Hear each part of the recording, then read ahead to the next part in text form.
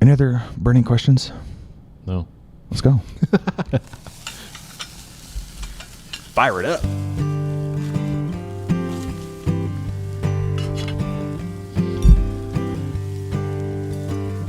See if I remember what I'm doing here. When I first listened to this podcast, I thought this was like diegetic sound, and it was like you were cooking a steak in the scene. I mean, it kind of is. You know, that's kind of what we wanted, like that sizzling, cooking steak, forks clinking and whatnot. So 100% part of it. Welcome back to Okayest Cook podcast. I'm your host, Chris Whonsetler, coming at you from the studio kitchen with a really cool guest. All my guests are really cool. This one is super fun. I'm going to love what we're talking about today. We are continuing the community commensality talk. And I've got Michael Zarick at the table.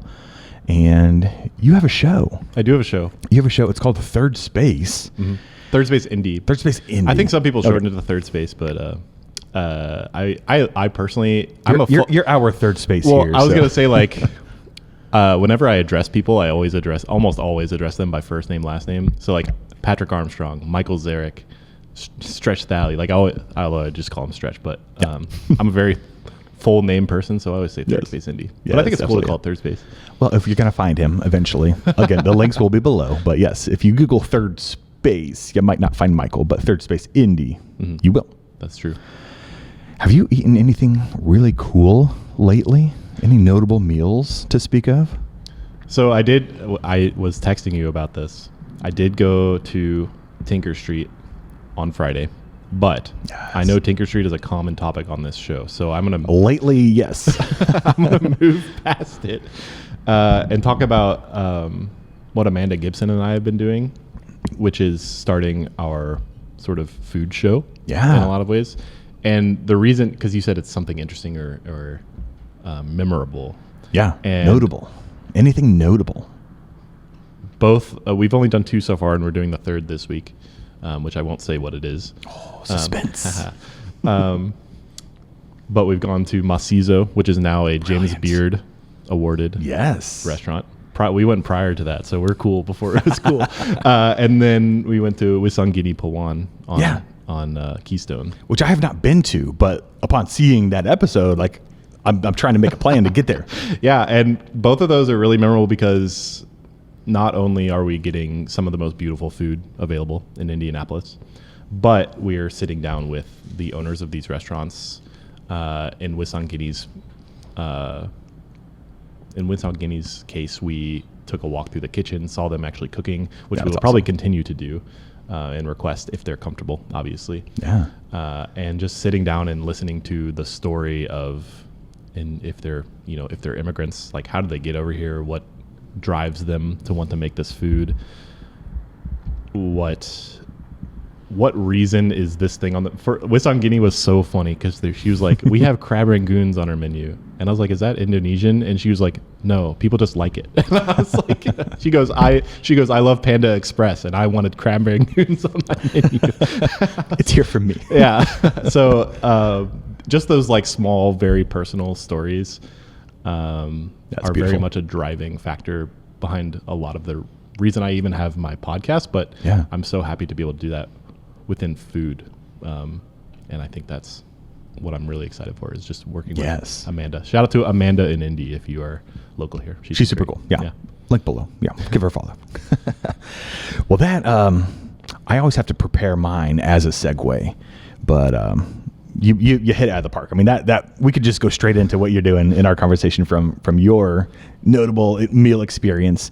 Mine was also an experience, not necessarily a meal.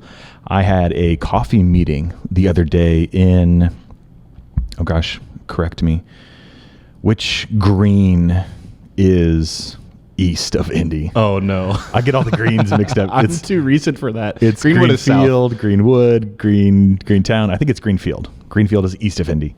I had a meeting there. There's got to be a moniker you can use. There probably is, but yeah, words are hard. The green that's east of Indy, I went there for a meeting, and we met at a coffee shop, Hitherto. And I'm probably saying that wrong. I apologize. I had to call them. I called them just to hear them say the name of the coffee shop. Is it Hitherto? Hitherto. Yeah, Hitherto. You got to do the soft T. Like I said, words are hard. Hitherto coffee is spectacular. It is just beautiful coffee. So if you want lattes, specialty drinks, stuff like that, they got some gorgeous, just pure black roasts, or just pure black coffee, which is I do, which it's hitting really hard right now at the moment, so I can't talk. I like just straight black coffee, and they had like all the beautiful regions. They had Ethiopian brewing, which is my top tier coffee, but it's also just decked literally floor to ceiling with every game imaginable, from like Settlers of Catan to Cards Against Humanity, and like everything from little kids to fully grown adults. Just like crazy cool just experience. And they have game nights, which I'm really excited to take my kids. Do you live in that direction? I live north. Okay. Yeah. So north of whatever green that is, Greenfield. But my in-laws live in that town. Okay. So it'll be a sort of semi-frequent type deal. Yeah, we'll be around the area. As soon as the kids get old enough to trust in a public space with a game, we'll go there for sure. But that's what it is. But just it's exactly what we're going to talk about today. Just I think another really cool third space, just to be somewhere that's not your home and your work. And you'll elaborate on that here in a second. Listeners, if you have not followed Michael and are familiar with what he's talking about, but just a really cool just environment to just be comfortable, to be yourself, to do something different, experiment with a new game. It's a coffee shop, so it's a comfortable place just to hang out, a neutral environment, if you will, for new meetings and whatnot. A coffee shop is the premier example of a third space. Would you call that like the OG third space? It's funny that you say that because, so I'm going to get into the definition now. I guess the watering hole might be the term third place was coined in like the 90s, 1989. Okay. By a sociologist. So if you were to be like, if you're saying third places only existed after the coining, I would say yes, coffee shops were probably the OG. But if you think about coffee in America, like I feel like no, because coffee I think had a boom in the 90s. I don't know the history of that necessarily, but I think I was too young then. I didn't like it, but I couldn't tell you. Yeah, I was born in 1995. But I think when you look at like the history of the U.S., things like men's clubs, back rooms of men's clubs where women were allowed, like places where churches, obviously America has a history of religion and things like that, places where people would gather that aren't necessarily focused on the commerce aspect, like coffee shops would be, I think are way more of original third spaces. If you're using the term of, place outside work and home. That's what I would think. But coffee shops, I think, are what I think of like very much archetypal. It's I love the on, and again, I'm just kind of speaking from my own personal viewpoint, but just the beauty of third spaces, being regional and cultural, and like it's just I think it's such a cool project that you're dipping into. Even here in Indy, relatively small city compared to most other capital cities. And it's just like the amount of diversity in your conversations is just brilliant from, going from here to there, a little bit of everything going on. It's, and I also like want to emphasize, like, this is one of the key points of what I do is that I'm not necessarily seeking out third places. I think of it as a research project about what it means to create a community space. So one of my within the first 10 episodes, I had a bus driver and a city planner or an architect, or that's not the word. Jeffrey Tompkins, that guy. Whatever his job is. But somebody who he's not owning a business that is a third space or place. Yeah. But he is guiding how, at some level, like how places are made. Oh, yeah. And I think that's what I think about is how do these things come about? Because I think there's a plethora of content creators who are showing you these places. Amanda being one of them, and she's very good at it. But I'm more interested in the process and the thoughts that go into a place. Yeah. That's how I think about it. What's almost, I mean, you could almost look at it like food deserts. You know, if you're in a part of the city that's just nothing but residential, like there's no parks, there's no this or that, like where do people go, you know, that can't drive anywhere they want to? Definitely. So like, we need third spaces everywhere. Yeah. Because if you're asking about like why I think these places are important necessarily, it's because like when you look at, I think when you look at our current moment that we're in, like I think we have a vast feeling of isolationism on ourselves. This is how I feel, and I'm just sort of projecting it onto other people, but I've heard people reflect that to me. You know, we feel isolated. We feel like we're disconnected from other people. We feel stuck in our little dopamine machines, also known as phones. And the purpose of a third place or space is to be a consistent place where you can go and be with others in a moment. And also one of the key definitions is conversation. And I think when you talk about conversation, like a lot of our political divides, a lot of our misunderstanding of others comes from a lack of being in community with others, existing in space with others. So I think the reason I believe third spaces are important and we are lacking in them is to help solve an issue we're having. Yeah. Oh yeah. It is a major issue.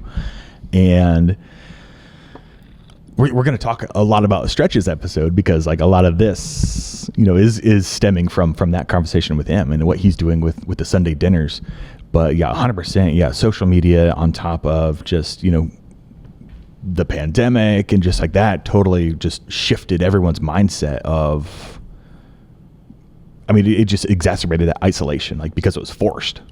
And a lot of people, like, it doesn't take long to form those habits. And it was long enough that, you know, new habits were formed. Yeah. And I don't think we fully understand the ramifications of COVID. At all.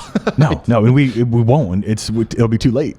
But it's like I said, those new habits were formed. And because of social media, because of the internet, because of all these things, it's made it easy. And it's easy to stay at home and it's easy to just Zoom everything and, you know, tweet everything and do this or that. And we're missing this. Yeah, which is needed because you can't just talk through social media about these important topics and actually get good, honest, good feedback and research. And I was just invited to Macau. Do you know that? Yeah. That's the coffee and chocolate Epicurean event. Heck yeah. So they invited me to have a table. One of the thing, it says like, you can sell merch. And I was like, oh my God, I really don't want to do that. Like I am very, like the idea of selling t-shirts just drains the life from me. But I have been in conversation with the owner of Alley Cat Ceramics. Her name is Alexa. And she's like, Michael, I really want to support your podcast. Like, I think what you're doing is really cool. And so she's like, I'll make you mugs with stuff on it. So what I'm planning to do is have mugs with Alexa. So it's like supporting her and supporting me, ideally. Because they also claim that every booth at Macau sells out, which is a funny claim. But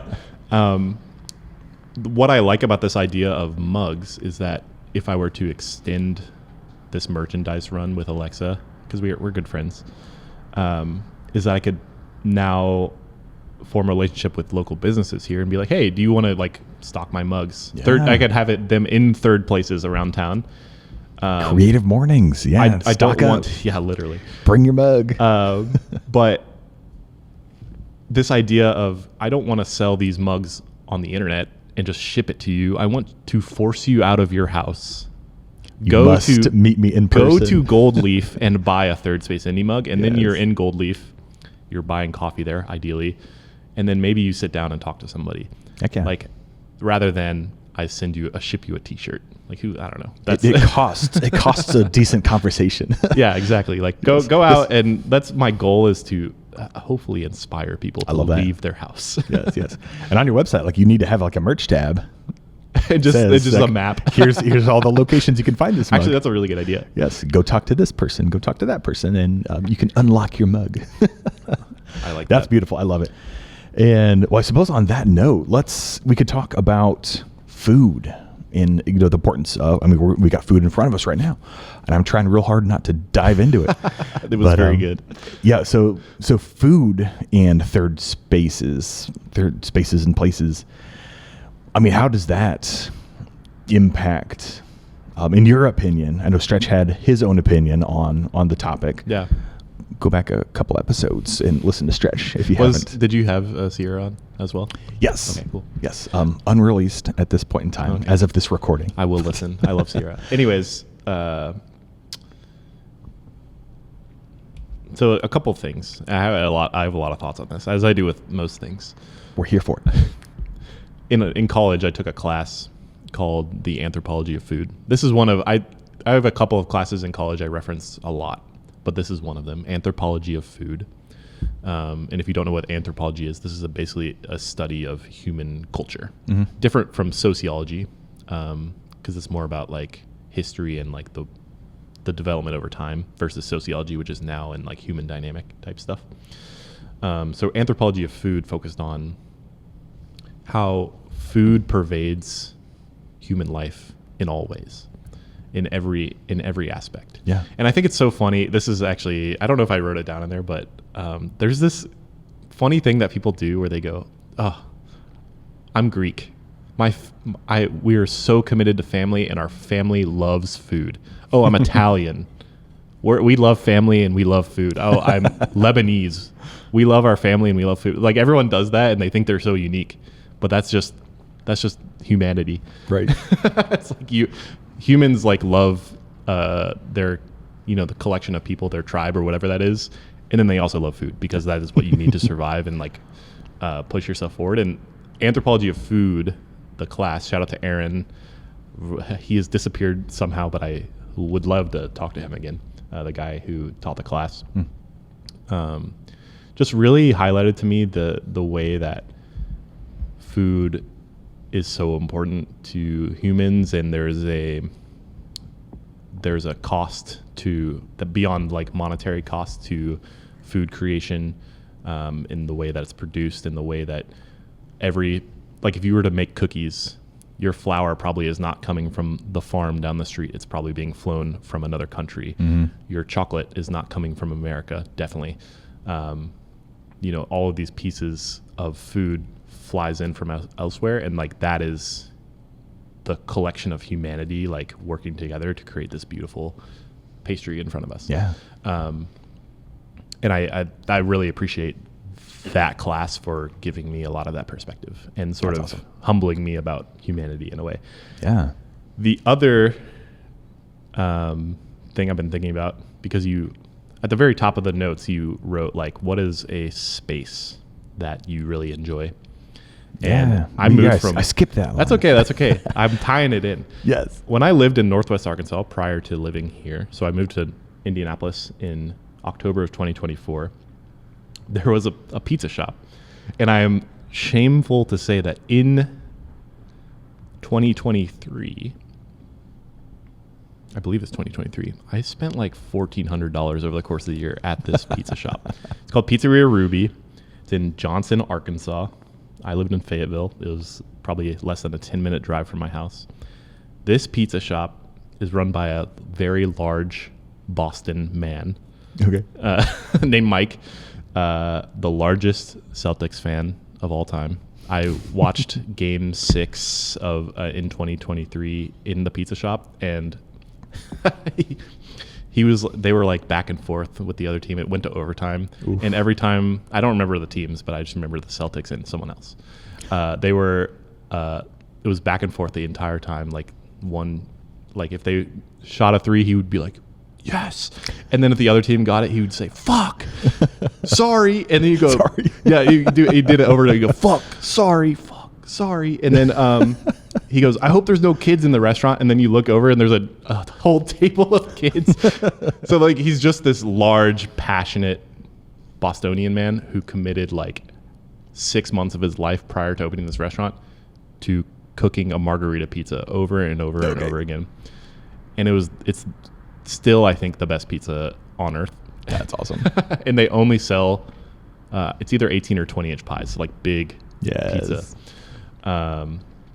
And when you talk about a space that I am committed to be, I spent $1,400 there, so I spent a good amount of time there beyond the money. I didn't have a ton of like friends in Northwest Arkansas, just by way of like the stage of life I was in, maybe. But what I did have was I went to Pizzeria Ruby. I talked to the bartenders. I talked to the management and the owners, and I was there a lot.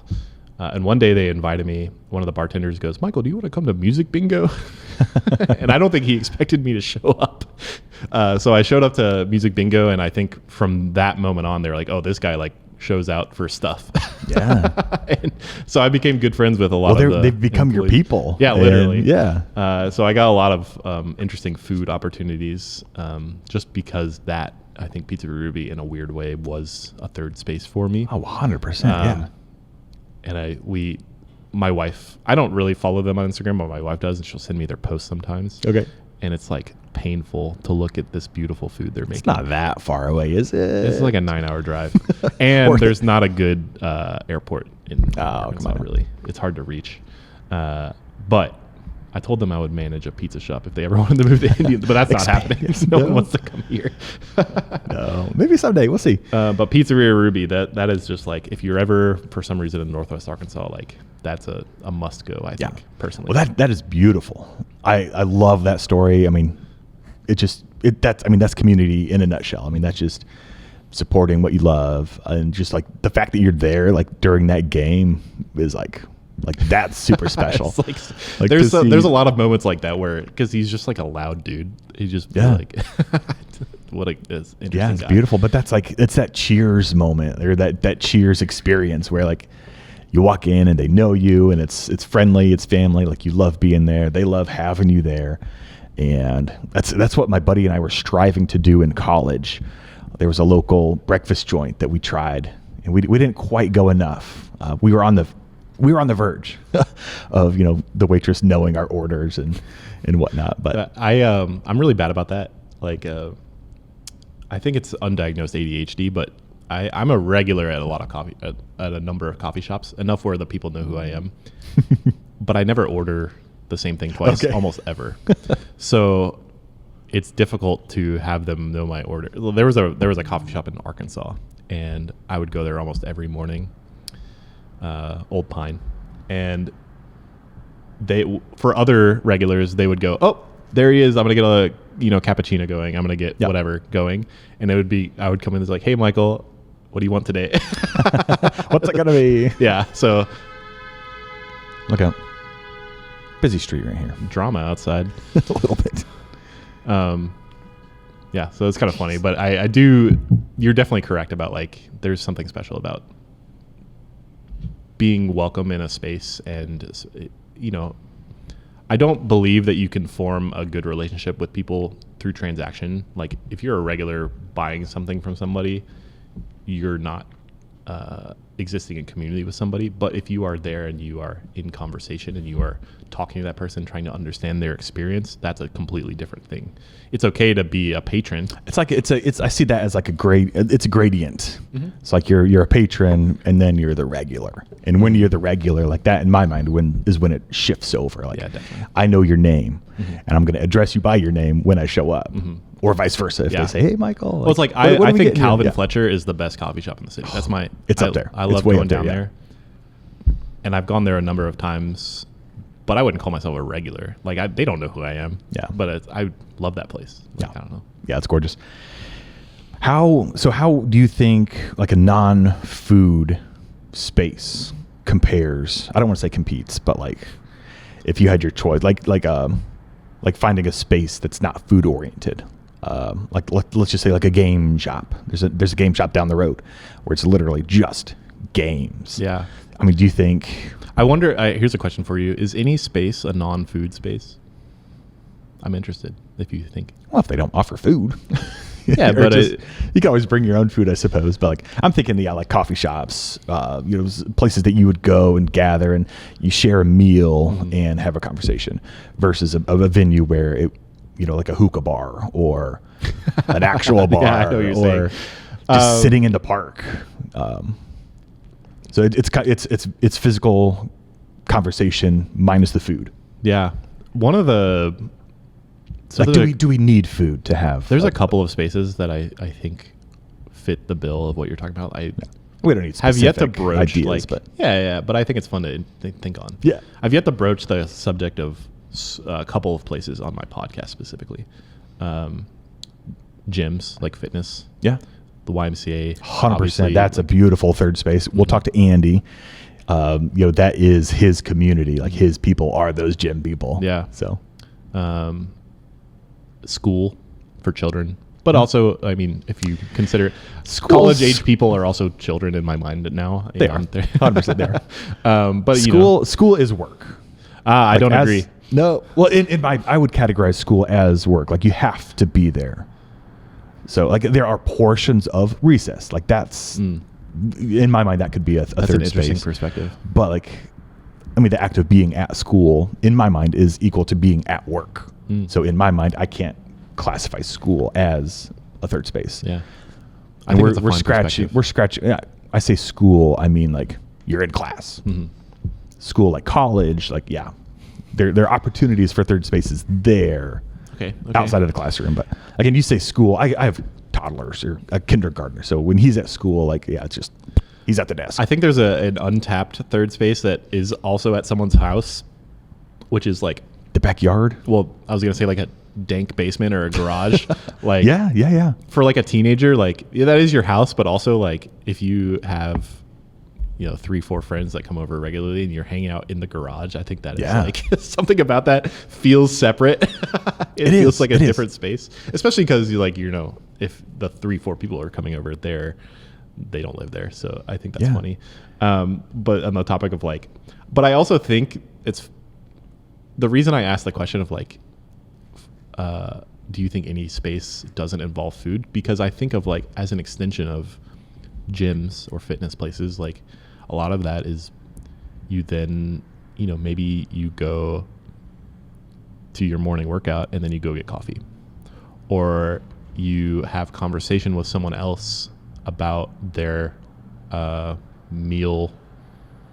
What's the word? Their meal prep, that type of thing. Or school, if I'm using it as a third space, like lunch is a key part of the day, or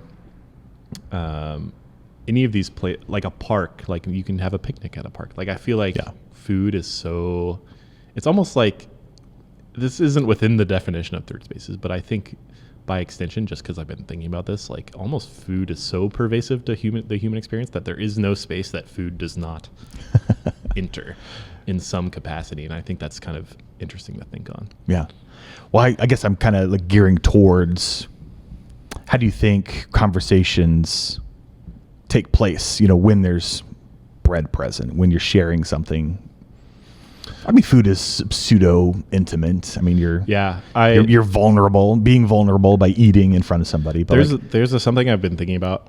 I really appreciate you inviting me on because it's actually unlocked some thoughts in my mind that I think have been held back because I haven't actually broached the subject of food so deeply. But you're starting to. I'm starting. Food is the only way.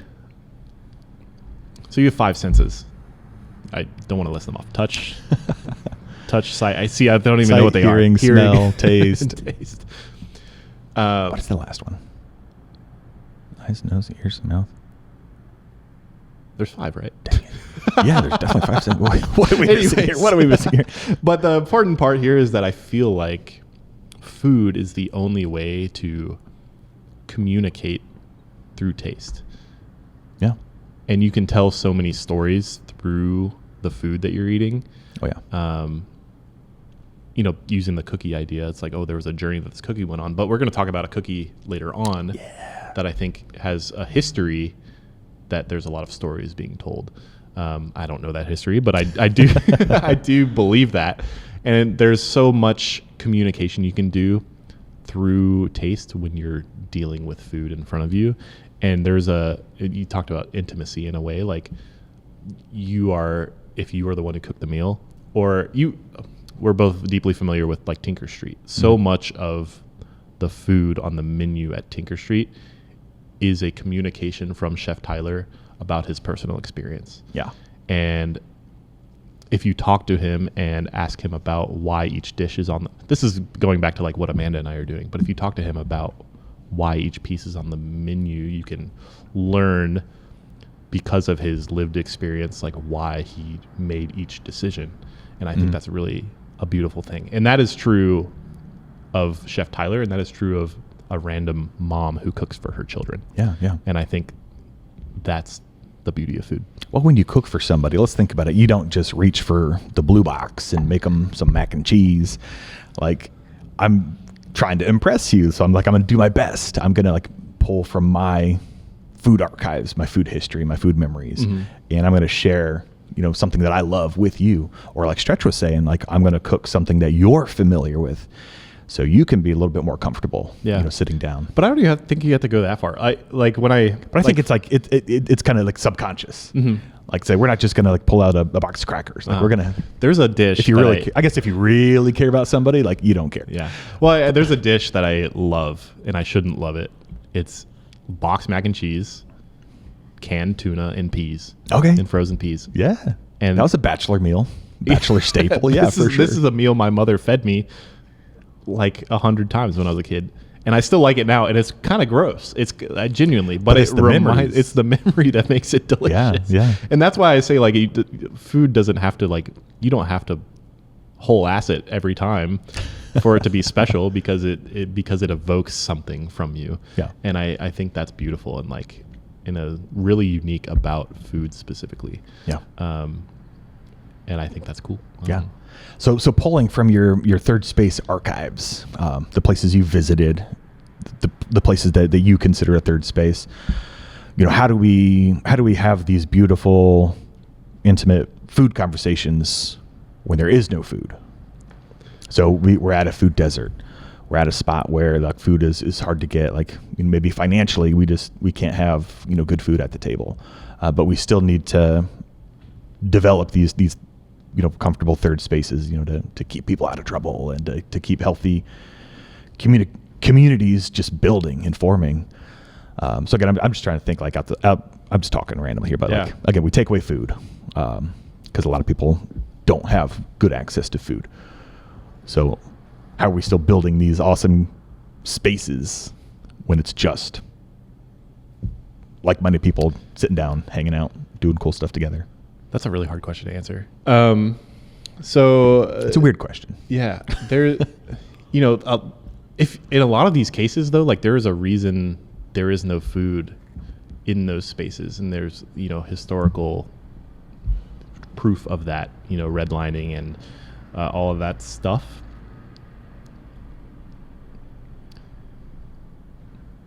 But, and I also think it's important that we are able to face those conversations about like why things are that way, so you can then fix it. And when I think about beautiful spaces here in the city, there's a nonprofit. It's the oldest Black nonprofit in Indiana. It's called Flanner House.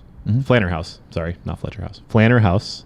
And Flanner House, about 15 years ago, asked that same question: how do we make a beautiful space without food? And the answer was they don't, basically. Flanner House is a nonprofit that supports working class Black and brown families on the west side of Indianapolis. And about 15 years ago, they realized that there was such a lack of food in this space that they worked to develop what is now known as Flanner Farms. And they have a place called Cleo's Bodega. And that these are center points for that part of the city out on MLK. Is that right? MLK? I don't know. I really should know the address, but it's a road. It's close by. Yeah. And these spaces are there to help alleviate the lack of food, because Flanner Farms, they work to help not only provide, because when they grow food at Flanner Farms, they also provide it to Cleo's Bodega, which is on their little campus there. But they're also there to educate about what it means to grow your food, what it means to have fresh food on the table, because a lot of people who they're serving only have experience with boxed mac and cheese or frozen meals. And that, I think, is something that when you have a Kroger or a Fresh Time like right around the corner, you don't really understand. Like, you don't know what to do with a fresh tomato. Like, how that doesn't compute to me, because I don't have that experience of lack of experience. And so when you ask about like how do you create space without food, I think that broaches into like I keep saying the word broach. I think that sort of is veering into like what I was saying earlier. It's like, I feel like food is so important to humans that it's almost impossible to do that.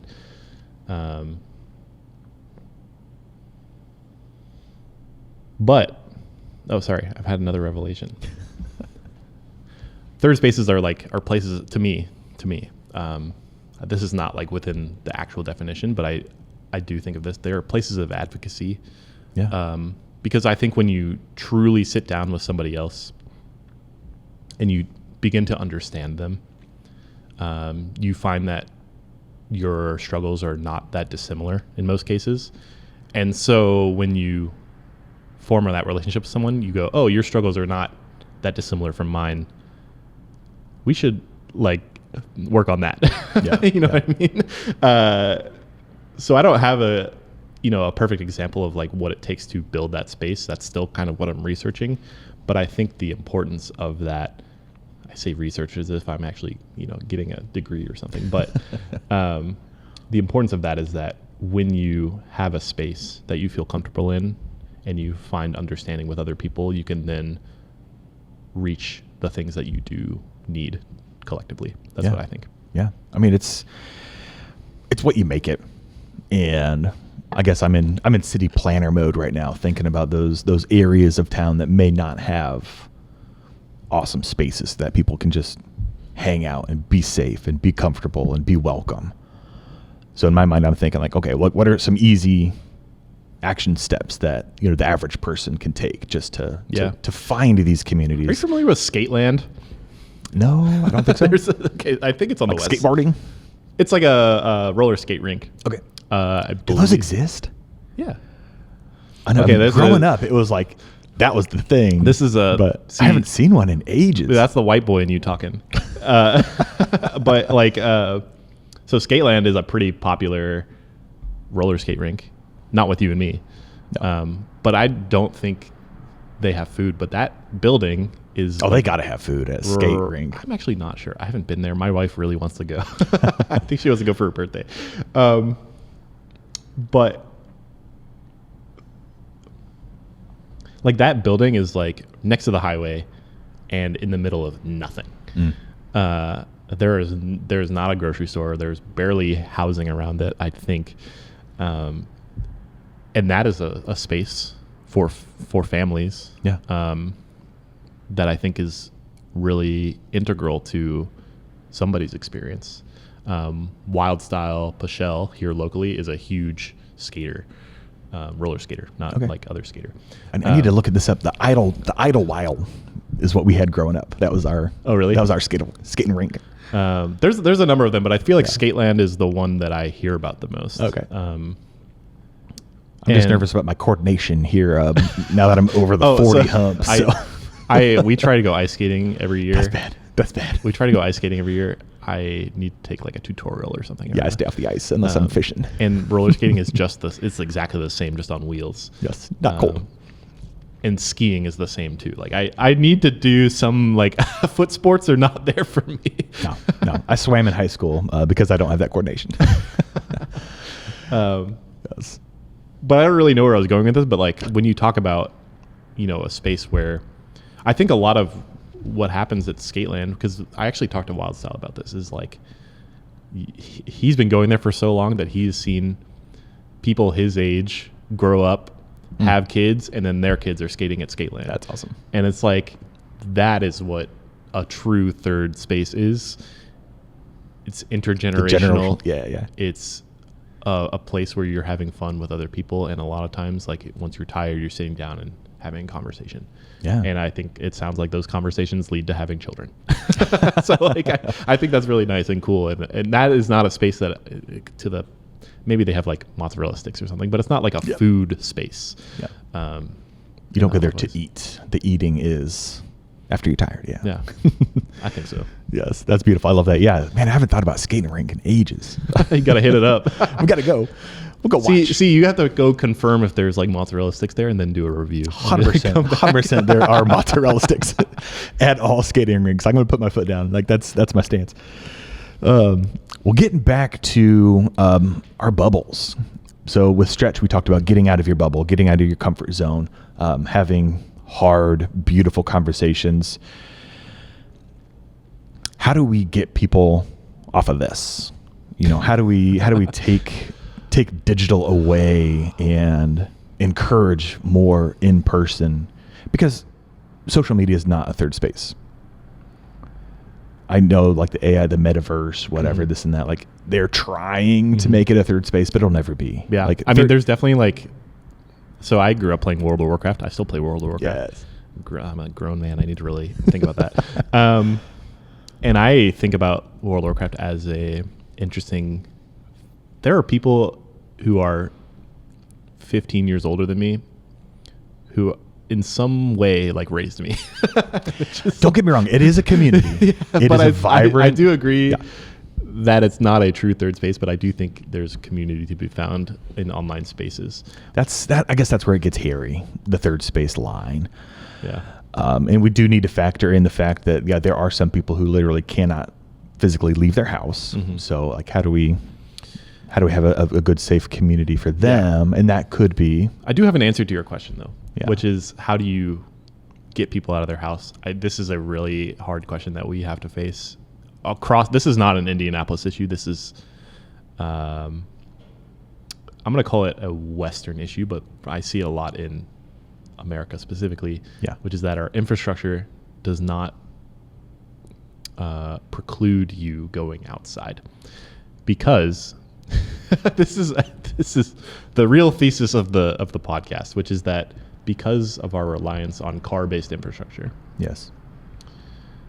you are less inclined to leave your house because of the effort. Yeah, I get it. So and I'm not anti-car. I am just really down on them. Because if you think about what I think of as another premier third space, which is a pub. If you are in the UK, I've never been to the UK, but this is how I perceive it. They have a very strong pub culture because they are not reliant on their cars. So you go to work in the morning, and then you leave work and you go. Actually, New York City is a great example of this because it's very similar. Because it's there's a word for it, commuter city. Mm-hmm. You leave work and you're like on the way home. Either you're on the subway or you're walking down the street and you go, oh, that place looks nice. I might pop in. Yeah. And that is how you then end up at a place regularly because you are taking a detour from your commute. Mm-hmm. Whereas here in Indianapolis, as an example, you oftentimes have a commute that is 30 to 45 minutes and you are taking it in your car. So if you're in your car, you are much less inclined to not only stop, but not to want to stop because you have such a long journey ahead of you that you're just like hyper focused on it. You're mad because you're driving your car. And you just got done with work and you're probably tired. Yeah. So like you're going from beginning to end without any thought of ending that commute, mm-hmm. unless you have already planned to do something else. And then you get to your house, which is now in a suburb, which has no infrastructure of like, there's no coffee shop near you. There's no bakery near you because of like zoning practices. So this is all the long answer, which is just to say that our infrastructure does not support people going out of their house because of the comforts that we have. And now we have DoorDash and we have Netflix and we have delivered groceries, and you can this is my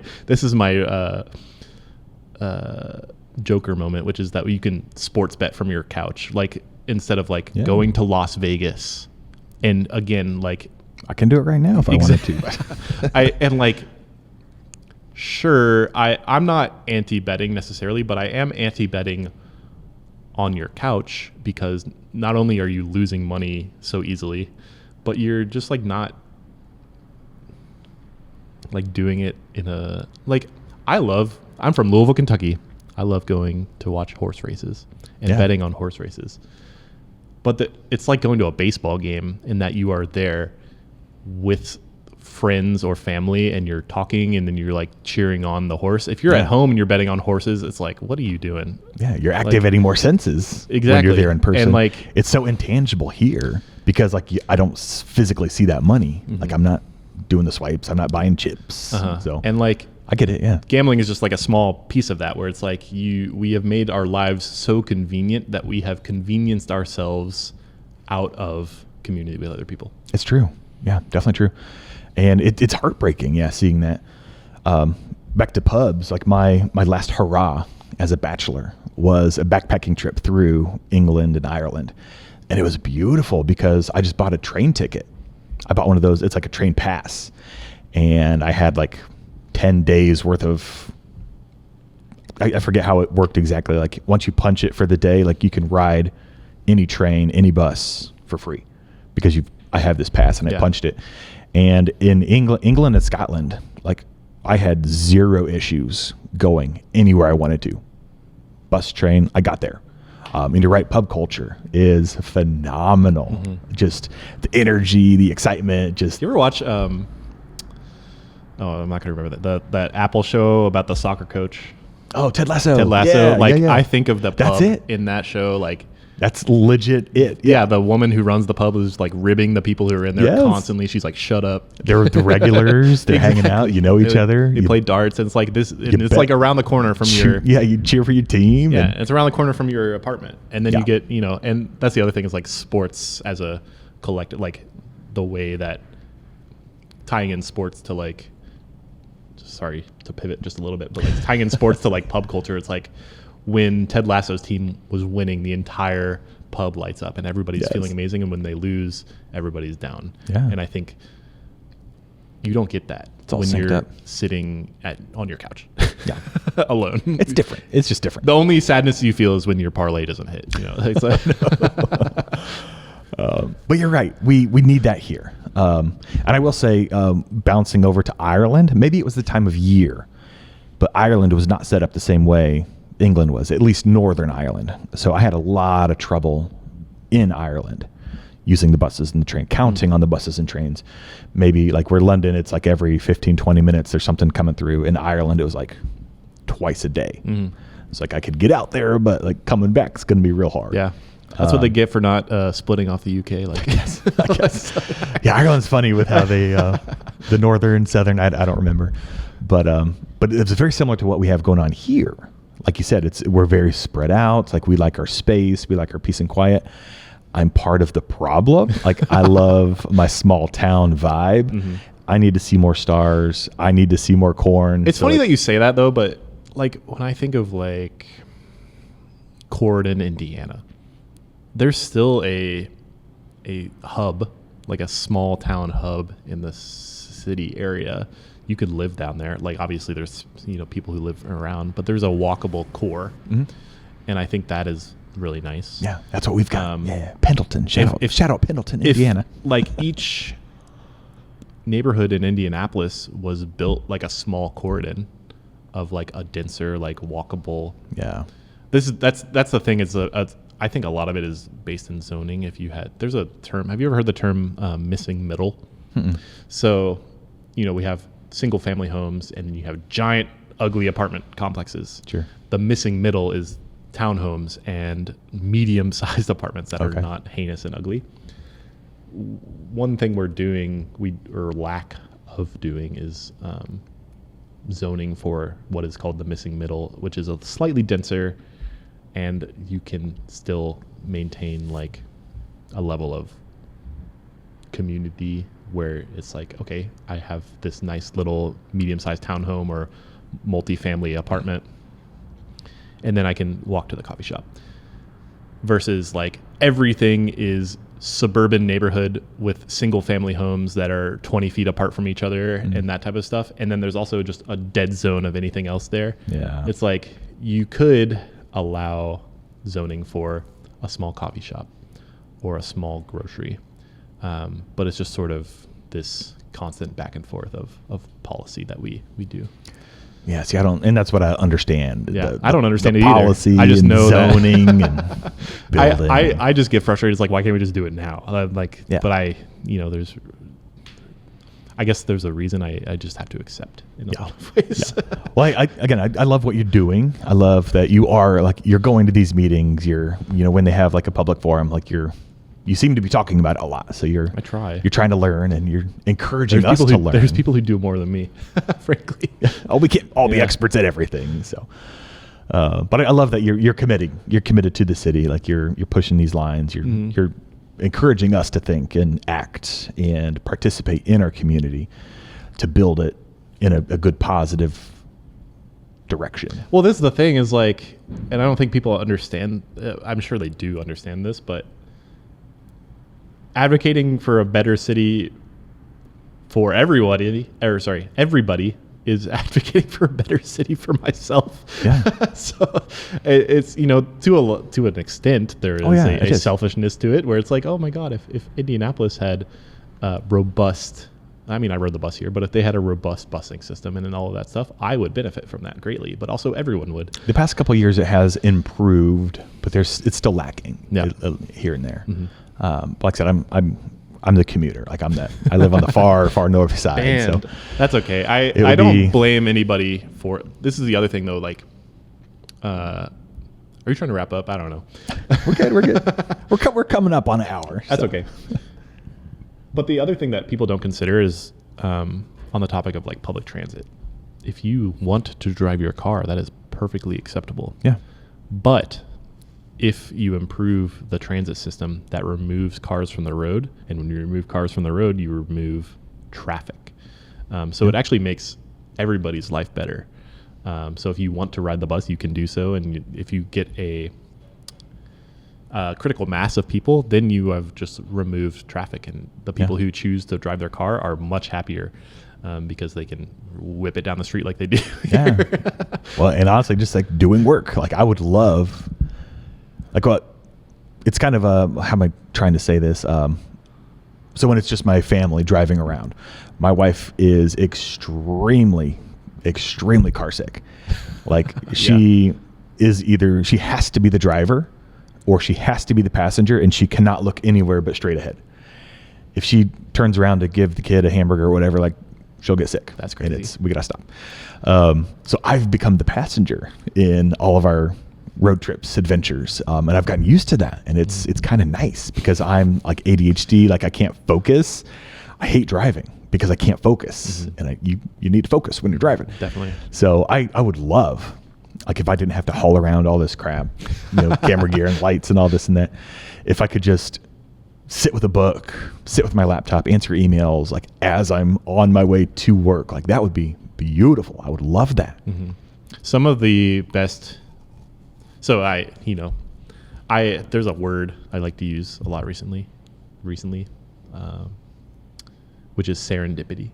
Yeah. Which is just an act of something that feels like pure chance, but I think frankly in most cases it isn't. But because I have continually ridden the bus, and I'm pretty committed to it. When I told the woman who I got insurance from here, like I was like, oh, I don't drive that much. She goes, everybody says that. And then she like looked at my mileage and she goes, oh. So you actually mean it. When it snowed a couple of weeks ago, it snowed on a Monday. I didn't uncover my car from snow until the Thursday the following week. So it was like almost 10 plus days. It's like 11 days. Yeah. I'm pretty committed to not driving. Which is awesome. The thing that I love about... Oh, sorry. I was talking about the bus. and because of my podcast, I'm always looking for somebody to talk to. I have found that just being present on the bus will put you in positions that you go, oh, I want to talk to you. Like there's a local group here. It's called Earth Charter Indiana. They do a thing called Bus Camp. Okay. And I was just in Fountain Square going home, and these kids, this like swarm of children walks up with a couple of adults, and the adults were like, wave at the bus as it walked by or something like that. Or like they were trying to get cars to honk or any of that type of stuff. Sounds and I was like like, boys, what are these people doing? I was so confused. And I just talked to them. They were doing a thing called Bus Camp. So they ride Indigo around town, and they just like they go to museums, and they go to the IMS, and they go to the White River. And it's like, oh, this is like just people. And that is somebody I would love to talk to. Kind of like a local tourism, like let's learn your city kind of thing. Well, it's like literally a summer camp. Like they take the kids out on that, and it's like cool. And they teach the kids about riding the bus and like how effective that is. And so it's like good authentic skills versus like when I went to camp and I learned like archery and that's authentic canoeing. It's different. It fits my world it's right now. It's topical for you, yeah. But not to your average city kid. But for me, who's looking for somebody to talk to, doing something interesting and community focused, I would never have found those people if I were not in that situation in Fountain Square at that time. Yeah. And I think that's really cool. And when you're meeting people where they are. Yeah. It's not like you're driving around in your Lamborghini, like, you know, pulling up, trying to talk to, you know, somebody who's just not at that level. And I feel the same way about walking too. I always say that the best way to learn about your city is to walk. Like I walk here and people think I'm a psychopath. Like the Idle Jorg, which is near the State House, kind of. I've walked from the Idle Jorg to Bodie, which is a lovely restaurant. Beautiful restaurant. Not just lovely. Yeah, true. And we told some people that we did that. They're like, oh my God, that's so far. And I was like, you know that like if you were in New York City, that's like the distance from... Was it maybe half a mile? It's like Times Square to the southern part of Central Park, which is not that far if you are in New York City. And if you told that to a New Yorker, they would laugh in your face. That's funny. And I think it's just there's just like a cultural shift that needs to happen. And people got to like, if you just try it, you go, oh my God, this is so wonderful. Oh, it's gorgeous. Yeah. I'll be honest. Like I had a Pokemon Go phase. And like, I've still got it on my phone. I haven't deleted it yet. Still got the account. But like just like going to those meetups, just walking the canal, just up and down the canal. That's awesome. Just playing this game, talking to friends and friends I met playing the game. Like it's weird. And then you can in some circles, but then like, you can reach the point where I'm at, which is when you walk around downtown Indianapolis, you start looking at parking lots and you go, oh my God, that parking lot is always empty when I rock by. Please put something else there. It's so much pavement. Our episode with Sierra, which you haven't heard yet, you know, talking about like if we could just have more green garden spaces. Like, exactly. Rip up the asphalt. Like, get more buses. And less cars. I actually less wrote asphalt. that in the note about that, which is like, that's also policy, but like green garden spaces are something that we have policied ourselves out of because it's against the interest of like against the interest of a Kroger or a Fresh Time, because they want you to go in and buy produce. But the oxygen, we need the oxygen. Yeah, I'm pretty sure trees produce oxygen. That would be good. Yeah, that's why we need more green spaces. And like, it's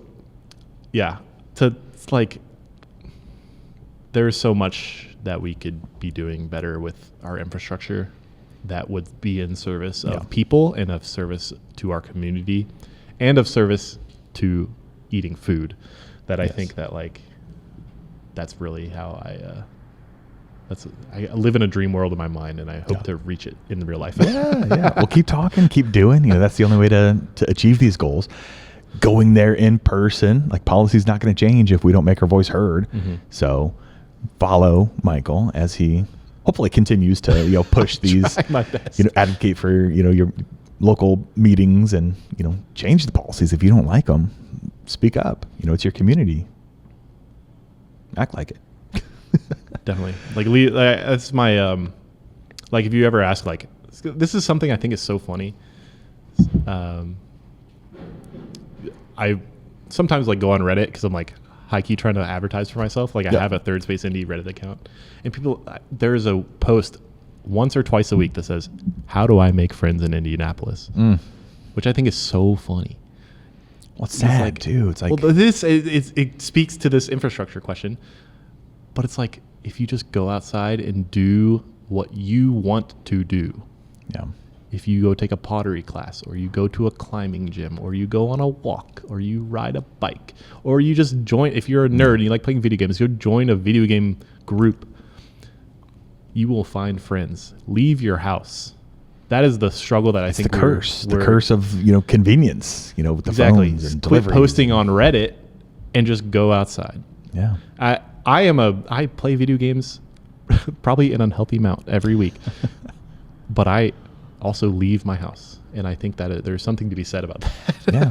Take the switch on the bus. And, if you are unable or anything like that, obviously, like there's restrictions there, but there are also people who are willing to come to you or help you out, that type of thing. There was an app. I was at Tinker, and we were talking about dating apps, and somebody was talking about a quote unquote dating app, but for friends.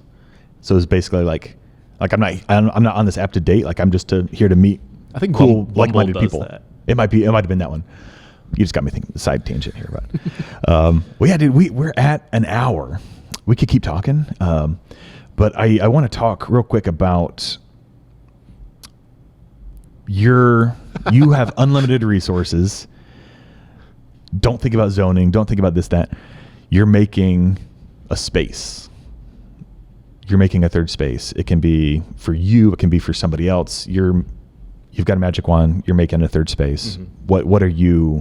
Where are you focusing first to make your perfect third space? Great question. First of all, before I started the podcast, I was laid off from my job early last year. It's been a little over a year, and you actually mentioned this to me about being fresh out of college and being like, how do I start a business? I had the exact same thought when I got laid off. It was like, how do I start a business? Yeah. And I had been thinking about this concept of third space. So how do you create a third space that is sustainable within our current system of capitalism? The weird climate we're in. But also like is in service to its community for real. And that is sort of how the podcast began, because I was going and trying to talk to people about how to create this business and coming to the realization that I probably don't want to start a business. But there's a woman, her name is Abby Record. She lives in Fletcher Place, and she is creating a space called Labon. And Labon does not fully exist yet. It's in an old Dutch church. And they're contractors in it right now working on finishing it up. Nice. And Labon is the space I would make. Okay. Because Abby has not only gone through the trouble of creating business, but she has included her community in the creation of that business. She rallied her neighbors to go get this building rezoned. She has gotten funding from her neighbors to help build up this space. She's already running community events without the space actually existing. Okay. And I think that is what a real community space is. The community existed first. Yeah. The space is just the end product of it. Yeah. And I think that's really cool. That is beautiful. Yeah, I love that. And that is the type of space I would like to make. Yes, that's cool. Shout out to Abby. Love it. We can link. We'll link below. Is that the church that the last Epicurean event, they did the street party? Like, it was like on the street? Yeah. Okay, I've been inside, but it is not definitely not complete. I peeked inside and there's a big giant hole they were trying to fix last time I was there. But when it's done, it'll be a beautiful space. And I think the concept art looked outstanding. Yeah. And I tried the food that they were making right in front of it, and like, it was gorgeous. Definitely. So 100% I'll be there when it opens. So. Yeah. I told her I would give her, because she's already been on the podcast, but the audio is bad. I was like, we'll circle back. We'll do a redo. We'll do a redo. Yes. Do the repeat guests are clutch. So perfect. Well, dude, I appreciate you being here. Appreciate you sharing your thoughts and experiences. It's gorgeous. Get outside your bubble. Take the bus. Do a walk. Shout out to Indigo. Yes. Just find your community, find your space, and if you're having trouble with it, just go do something. Don't be shy. Literally. Yeah. I mean, that's how you and I met in a way. Yeah, we met at Podcast Lab, which is kind of a community thing. Two random dudes just shared interest in talking and flapping our yap. And also, like, I'm thankful to an extent, to Pattern for, like, why is her name escaping me? Paulina? Not Paulina. Marcy? Macy? Macy. She just like messaged me and goes, do you want to come to this thing? I was not in a position to pay to come to the podcast lab at all. I was like deep in unemployment. But she's like, yeah, just come. You have a podcast. I was like, okay. That's awesome. Yeah. So thankful to her for allowing me just to show up. And I think that is something that, just to round it out, like you will find that if you leave your house and you interface with people and you make friends and you show up with intention, that people will give back to you in kind. Yeah. So shout out to Macy, shout out to Patrick Armstrong, those people who Absolutely, have given me so much, but that's because I'm showing up for them. Yeah. It's worth it. Yeah. You're pushing a topic that's critical to keeping this place a good place to be. So yeah. Shout out to Earth. Absolutely. Yeah. To decent humans. Yes. Well, keep at it. I absolutely love the content. Super fun. Where are we finding you? So you said Third Space Indy. Mm-hmm. Yeah. So socials, you can find me. Reddit. You got a website. You can find me post on Reddit sometimes. So you can find me at Third Space Indy on Instagram or at thirdspaceindy.com. Sometimes I write a blog. So if you want to give me your email, that's cool. Yeah. And when I post on Reddit, it's sort of like a lot of times I try to not self-plug on Reddit so much. I go, oh, you should listen to Okayest Cook. But also I do a podcast. Also.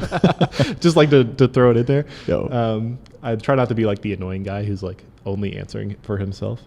Well, I mean, talking about your show is talking about your community. It's talking about these awesome restaurants. It's talking about these safe places that you can become a part of. Yeah, so those are the questions you're not talking about you necessarily. It's something you're building. But yeah, so you can find me in those two places. You can also find me outside. Literally find him. Yeah. If you see me walking down the street, say hello. I've had a couple people do that. It's always really nice. Yeah. Go to Creative Mornings. You'll probably see him there. That's true. Go to the next podcast lab whenever Is that Stretch happening? and Patrick. I'm trying to get him to do it again. Like, it'd be worth it. I need to learn some more skills. So. I got no skills. Skills. We got skills. Gift of gab. Yes. That's what it takes. So I'm getting real hungry, so I'm going to dive in here. So, dude, thank you so much for sharing. Go follow along the journey. It's beautiful. And again, if you don't have a third space in your community, in your life, just listen to a few episodes, see what the options are. Yeah. And my audio is not as good, but I do exist out in the world. Yes. And you're Apple predominantly? Are you on Apple Podcasts? The only platform YouTube? I'm not on is Spotify at this time. Correct, with intention. If you want to know why, you can look that up. Yeah, but you pinned it. But I am on YouTube. I'm on every podcast platform other than Spotify. Look it up. Third Space Indy. Easy. On that note, we're going to eat. Cheers.